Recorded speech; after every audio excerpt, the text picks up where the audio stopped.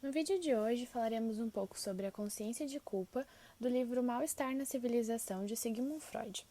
O livro inicia com duas perguntas que nos fazem pensar. A primeira seria: de que meio se vale a cultura para inibir, tornar inofensiva e talvez eliminar a agressividade que a defronta? E a segunda: o que sucede nele, no ser humano, que torna inofensivo o seu gosto em agredir? A agressividade, assim, ela é introjetada, internalizada, mas propriamente mandada de volta para o lugar de onde veio, ou seja, é dirigida contra o próprio eu. Lá é acolhida por uma parte do eu que se contrapõe ao resto como super-eu, e que, como consciência, dispõe a exercer contra o eu a mesma severa agressividade que o eu gostaria de satisfazer em outros indivíduos.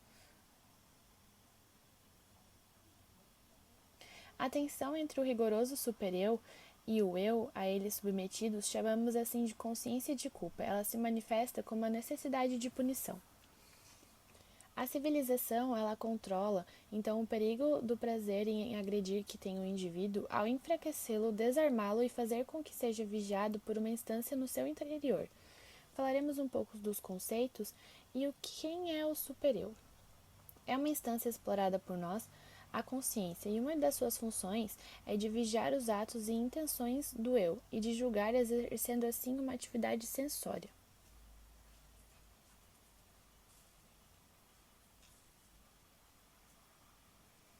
O sentimento de culpa, a dureza do super-eu, é então o mesmo que a severidade da consciência, é a percepção que tem o eu de ser vigiado assim, a percepção da tensão entre os seus esforços e as exigências do super-eu, e o medo ante essa instância crítica.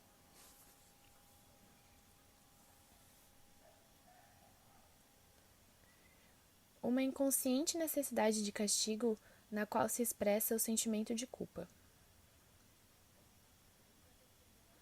A consciência de culpa é, então, a expressão imediata do medo à autoridade externa, derivando o conflito entre a necessidade do amor dela e o ímpeto da satisfação instintual, cuja inibição gera a tendência à agressão. A designação de arrependimento para a reação após efetivamente haver sido realizada a agressão, depois a diferença que Freud explica entre agressão intencionada e realizada perdeu a sua força devido à onisciência do super-eu. O conflito entre os instintos primordiais, oriundo da ambivalência, produz o mesmo efeito com ou sem a mudança na situação psicológica.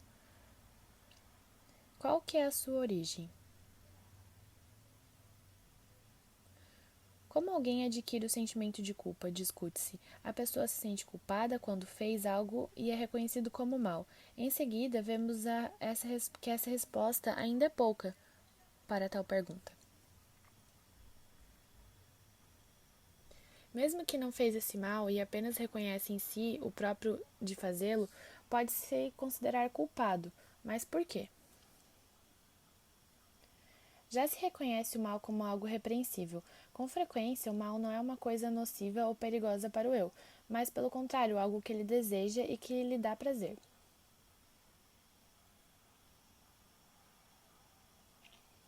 Influência alheia determina o que será tido como bom ou mal.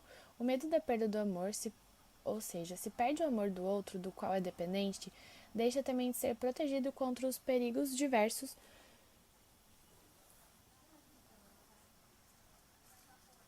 Portanto, inicialmente, o mal é aquilo devido ao qual alguém é ameaçado com a perda do amor. Por medo dessa perda, é preciso evitá-lo. Então, seria o medo social. O seu medo é apenas de ser descoberto. Então, quando não é descoberto, habitualmente se permite realizar o mal que lhes for agradável. Uma grande mudança ocorre quando essa autoridade ela é internalizada pelo estabelecimento de um super-eu e os fenômenos da consciência chegam a um novo estágio. Nesse ponto, desaparece o medo de ser descoberto e também se desfaz por completo a diferença entre fazer o mal e desejar o mal, pois ante ao super-eu nada se pode esconder, nem os pensamentos.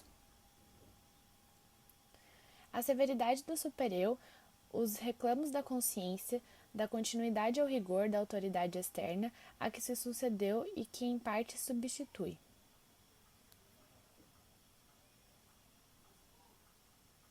Originalmente, a renúncia ao instinto é resultado do medo da autoridade externa e renuncia-se à satisfação para não perder o seu amor, mas não ajuda o bastante, pois o desejo persiste e não pode ser escondido do superior. Permanente infelicidade interna ocorre, a tensão da consciência de culpa. A agressividade da consciência conserva a da autoridade.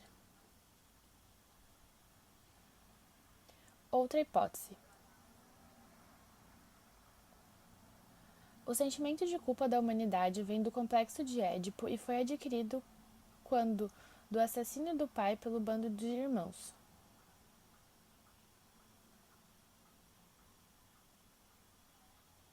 Ali a agressão não foi suprimida, mas levada a efeito. A mesma agressão cuja supressão deve ser fonte de sentimento de culpa na criança, que seria, no caso, o arrependimento.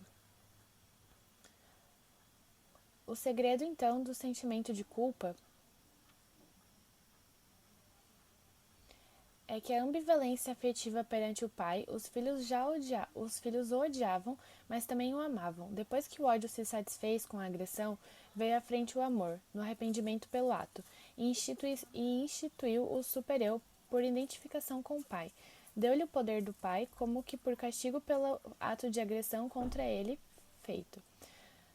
Não é decisivo realmente haver matado o pai ou não, ou deixá-lo de fazê-lo. Em ambos os casos, temos de nos sentir culpados, pois o sentimento de culpa é a expressão do conflito de ambivalência, da eterna luta entre o eros e o instinto de destruição de morte.